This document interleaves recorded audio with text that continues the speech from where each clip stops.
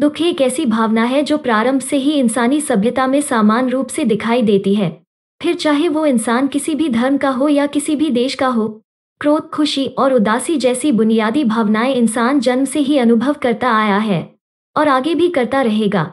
संगीत या गानों में इन बुनियादी भावनाओं को समझना काफी आसान होता है।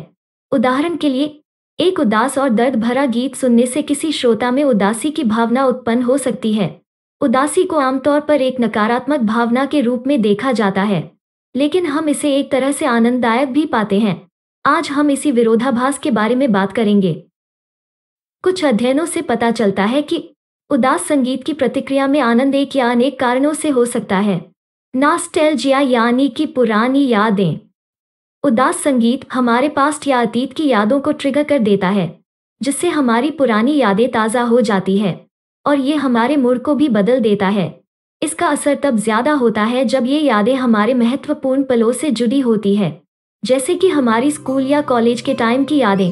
हम कल्पनाओं के माध्यम से इन यादों की मिठास का आनंद लेते हैं। अच्छे समय को याद करने में हमें खुशी तो महसूस होती ही है, साथ ही साथ उस वक्त के चले जाने का दुख भी होता है।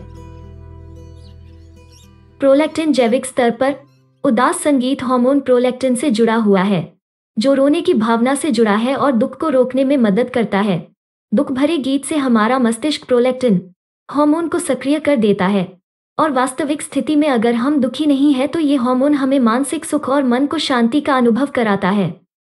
सहानुभूति। उदास संगीत हमको इसलिए भी अच्छा लगता है क्योंकि ये हमें सहानुभूति का अनुभव कराता है। सहानुभूति को मोटे तौर पर एक ऐसी प्रक्रिया के रूप में हम देख सकते हैं जिसके द्वारा हम दूसरे व्यक्ति के दुख को अनुभव करते हैं। यदि हम किसी का दुख देखते हैं तो हमें उससे सहानुभूति होती है और हमारे अंदर सहायता करने की या फिर दुख बांटने की भावना पैदा होती है। वैसे ही दुख भरे नगमे सुनने से भी हमारे अंदर सहानुभूति की भावना उत्पन्न होती है। Mood regulation. उदास संगीत मूड रेगुलेशन के माध्यम से मनोवैज्ञानिक लाभ प्रदान करता है। यदि कोई व्यक्ति दुखी हो तो उसका ध्यान उसकी परिस्थितियों से हटके संगीत की मधुरता पर केंद्रित करता है। इसके अलावा अगर गाने के बोल व्यक्ति की वर्तमान स्थिति को स्पष्ट करते हैं तो वे अपनी भावनाओं या अनुभवों को आवाज दे सकते हैं, खासकर तब जब खुद दुख को व्यक्त न कर पा रहे हो।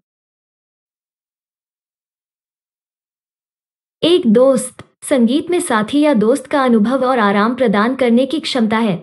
जब लोग इमोशनल परेशानी में होते हैं या अकेलापन महसूस करते हैं या जब वे खराब मनोदशा में होते हैं तो लोग उदास संगीत अधिक सुनते हैं। उदास संगीत को एक काल्पनिक दोस्त के रूप में अनुभव किया जा सकता है, जो किसी दुखद घटना या अकेलेपन के अनुभव के बाद समर्थन और सहानुभूति का अनुभव प्रदान करता है। संक्षेप में, संगीत में भावनाओं, मनोदशा, स्मृति और ध्यान को प्रभावित करने की क्षमता होती है। यहाँ तक कि संगीत का उपयोग मनोवैज्ञानिक एक थेरेपी के तौर पे भी करते हैं। म्यूजिक या संगीत को सुनने से किसी तनाव या दुख को झेलने में मदद मिलती है। एक तुलनात्मक अध्ययन में लोगों को 2 ग्रुप में बांट दिया गया। एक ग्रुप को स्ट्रेस और डिप्रेशन की दवाइयाँ दी गई और दूसरे ग्रुप को मधुर संगीत सुनाया गया, और ये पाया गया कि जिस ग्रुप को संगीत सुनाया गया वो दूसरे ग्रुप के मुकाबले जल्दी प्रतिक्रिया देने लगा और ठीक होने के लक्षण दिखाने लगा।